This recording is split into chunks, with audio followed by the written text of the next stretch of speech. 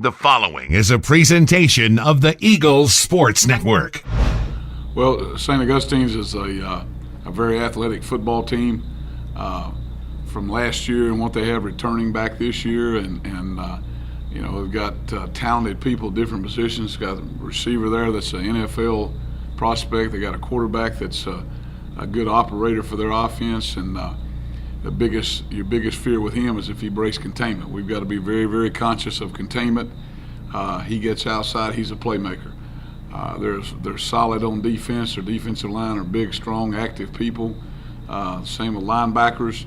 So they're a talented, dangerous football team. You allude to the wide receiver, Sam Boyd, 6'4", 250. How do you defend that size?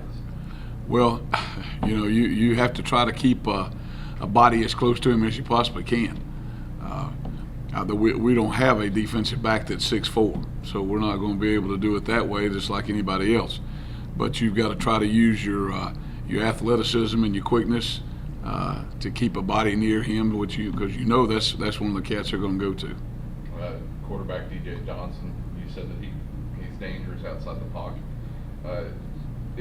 What else is it about his skill set that makes him a weapon for them? Well, I think definitely when he gets outside the pocket, he is a run-pass threat. He becomes a two-way threat out there.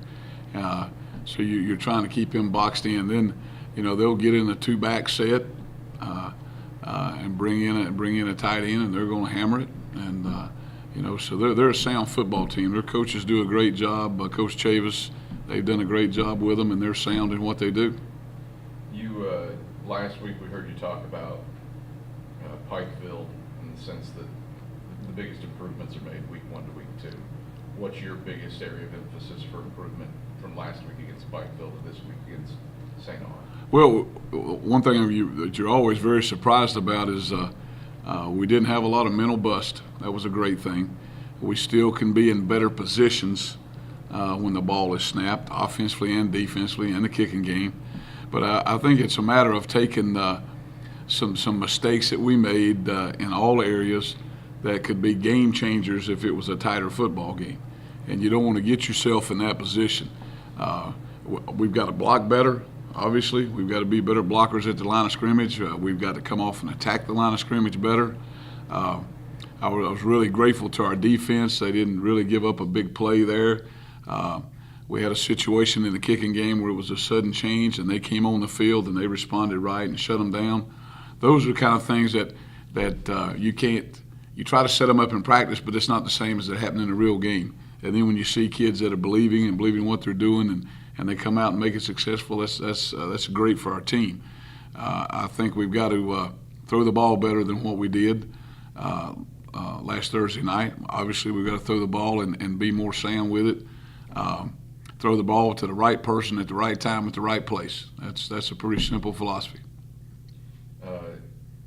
You looked at, kind of alluded to it, but pre-snap penalties, you didn't have any offensively this past week. How does that come to fruition after what you guys stressed in preseason camp? Well, it's great because that's a point of emphasis that you stress all of fall camp. Gosh, Thursday night before that game, I'm standing up there talking about what we got to do to win. And one of those things was eliminate or hold down the pre-snap penalties. And we didn't have those. We took care of the football. We had the one time we had a turnover that was wiped out. Thank goodness. I'm all for wiping those out. But I was very, very pleased about taking care of it. Now, you know, football's a lot like life. What you did last week, not good enough this week. You know, you got to improve. And it'll be the same the next week. It'll be the same the next week. And you don't want a football team that understands that what flat line means. Flat line means they got to come in and bring the paddles and you're about dead. And we want to keep going in this direction right here. Keep climbing, keep climbing, keep climbing. I don't think you're ever going to get there, but you sure do enjoy the journey. You rely heavily on Antonio Wimbush, not only in the running attack, but he's also back there on punt return, kick return. How do you manage his snaps to make sure that he doesn't get too tired and he's still in a good spot come fourth quarter? Well, thank goodness Antonio Wimbush is a warhorse. the more of a lather he gets, the better he is, and the quicker he gets. And then, we're doing a thing here, we're calling those teams special teams. And if they're special teams, you got to be a special person to be on a special team. That's the kind of emphasis we want to put on the kicking game. So in saying that, we've got players that are starters on that. That's where they should be. I think Antonio went pretty good the other night. He got a point where he was gassed. That's called first game. It's not jitters, but it's a part of the first game. And one of the first things we talked about Friday morning at 6 a.m. We got to get our conditioning up. That brought a great harum through the stands, but they all understood that. They know when they got gassed, and they know we need to keep improving our conditioning. And there's a point of conditioning, and then there's a point of game conditioning. So you've got to prepare yourself through the week so that at game time you can keep pushing that pedal down, What does having a balanced defense the way that you do? I don't think anybody had more than 6 tackles. There were a couple guys that picked up sacks. What does that do for the coaching staff to have so many guys that you can rely upon? Well, it does great things first. It does great things for the defensive kids themselves. They're not going out there thinking I got to play 70 snaps in a row. We're so grateful, so blessed to have some depth at those positions that we can roll guys, keep fresher in their mind, keep fresher in their legs. And you know what it does? It's also the competition part of it, Michael, where you say, hey, I better get back in there and I better go because this guy's doing a good job. When you look at the defensive line, obviously we talked about Brian Benbury coming back and those guys, but Wycliffe Noor, a solid game the other day. And as we mentioned, a lot of different guys that contributed. How important is that front four this season? The front four is important in any defense. The whole idea is the front four occupies 5 to 6 people so linebackers can run and make tackles. The other part of that we've got to get better at, and we understood that, is we've got to rush the passer better. We've got to get upfield, turn the corner, and put more heat on the passer, the quarterback, and get him as uncomfortable as he possibly can be. And that's a part of position, Bo. That's part of the life. You got to go. You played last Thursday. You had 9 days between games. What have you done with the Friday, Saturday, Sunday to ensure that the kids stay focused, but at the same time get maybe a little bit of an opportunity to get ready for school? Sure. Well, we gave them from the time they ate Thursday night, we had them back at 6 a.m. on Friday morning, and we watched video and positions, and then we took them outside, and Johnny Long had them out running barefooted, a different way to run and different idea of stretching them out, loosening them up. And then we gave them, we told them everybody goes to class.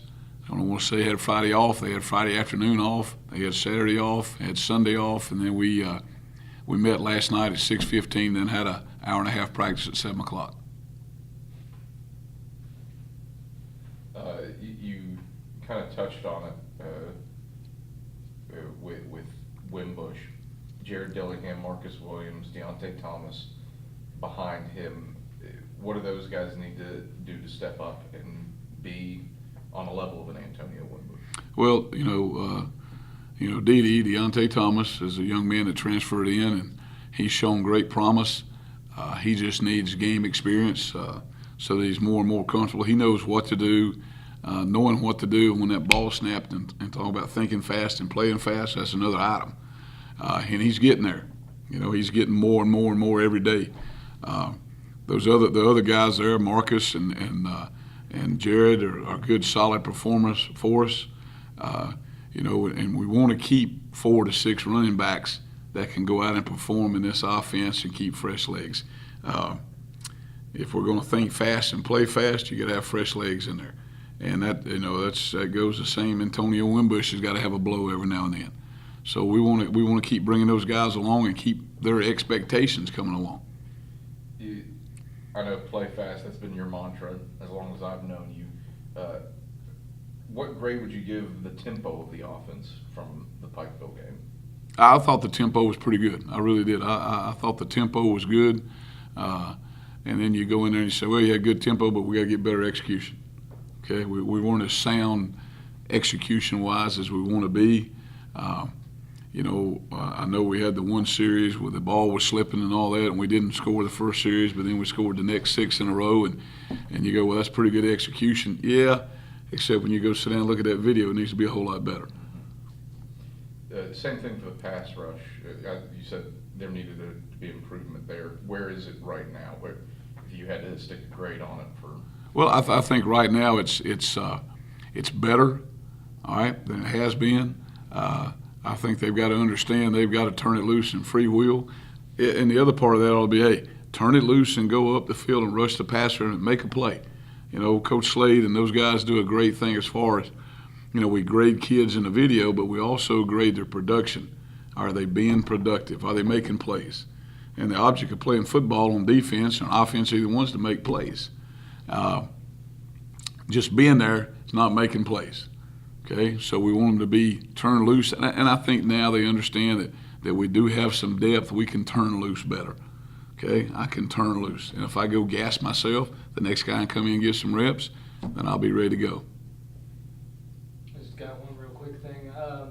I know just having 1 week behind you, is there anybody in that Pikeville game on either side of the ball that really stood out to you that you're looking forward to seeing their progression moving forward? I think you want all of them. I think the way they approach that game and the way they started that game and the way their excitement and their enthusiasm, I don't think you can ask for much better than that. I think they need to understand the result of how they played came from that excitement and that enthusiasm. And you want kids on offense and defense and the whole thing to play fast, and I thought we played fast as a football team. And when you play that way, you're going to give yourself a chance to win.